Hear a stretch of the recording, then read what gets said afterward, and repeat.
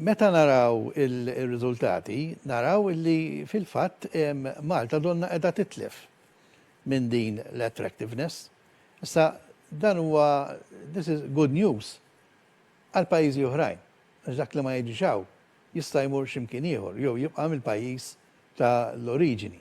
Imma ma nistgħux survey bħal da qisu ma ġara xejn, ma nistgħux nitfgħuh taħt it-tapit. Saħaq dan Joe Farrugia, id-Direttur Ġenerali tal-Assoċjazzjoni ta' Minħaddem l-MEA, meta waqt intervista fuq Net Television irreaġixxa l-istħarriġ ta' ditta EY dwar kemm pajjiżna huwa attrajenti għall-investiment dirett barrani, bil-Gvern jieħu tisbita ta' 15% f'sena waħda biss. Joe Farrugia stqar li neħtieġu neżaminaw sew ir-raġunijiet li taw dawn l-investituri fl-istħarriġ li sar. Di mhux ġiet fuqna, din iġġenerajniha aħna. U ġenerajniha minn ħafna affarijiet, anki jekk nieħdu pereżempju l-fatt li l-iskema tal-passaporti llum qiegħda tiġi kritikata bl-aħrax mill-Unjoni Ewropea, l-istejjer li ħarġu minn pajjiżna, il-qtil ta' Defni Karwana Galizja.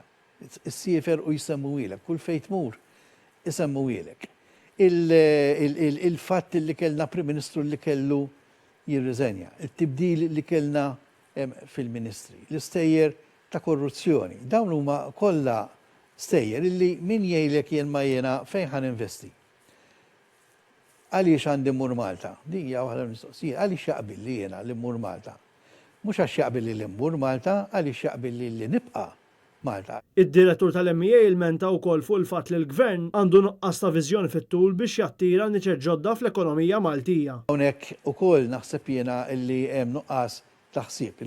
Sa jew forsi għax kif għedna mill-Ċina qed taqbad u inti ma toqgħodx taħseb fejn ħadd tmur vaganza dak il-ħin ma tgħid aħjar inħares lejn il-Ċina, imma din il-viżjoni fit-tul hemm bżonna wkoll. Hemm bżonna wkoll għax irridu nupgradejaw. Intant il-President tal-Kamra tal-Kummerċ David Xwiereb fl-istess programm qal li s-survey fost l-investituri barranin kien dejjem konsistenti fuq pajjiżna fl-aħħar 16 sena, għajra għal din is-sena. Il-governanza, rule of law, qabel kienet number 1, number 2 dejjem fir-raġuni fejn kien jiġu Malta. Illum dik qiegħda fl-aħħar post. U maħniex sorpriżi għax aħna nafu. Għalhekk il-ħtieġa ta' azzjoni immedjata mill-Gvern. Irridu konna l-kuraġġ, aħna tlabnieh il-Gvern biex ikun kuraġġuż.